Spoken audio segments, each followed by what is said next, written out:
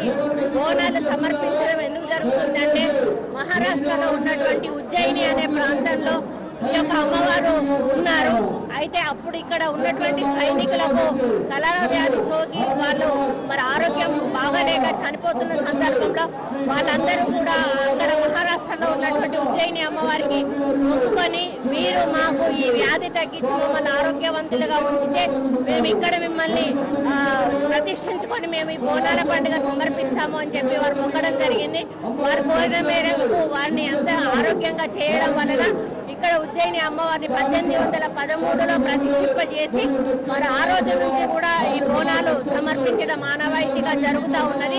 మరి ఇక్కడ ఈ బోనాలకు వచ్చిన ప్రతి భక్తులు కూడా వారి కోరికలు కోరుకొని మరి బోనం సమర్పించుకొని మళ్ళీ వచ్చే సంవత్సరం వరకు కూడా మమ్మల్ని అందరినీ కూడా ఆరోగ్యంగా మరి ఆనందంగా ఉండాలి, మా పిల్లలు సుఖశాంతులతో ఉండాలి, అదేవిధంగా రాష్ట్రం బాగుండాలి, రైతులు బాగుండాలి, వర్షాలు రావాలి, ఎటువంటి జబ్బులు కూడా మాకు దరికి చేరకూడదు, అందరం కూడా సంతోషంగా ఉండాలని మొక్కుకొని వెళ్ళడం జరుగుతుంది.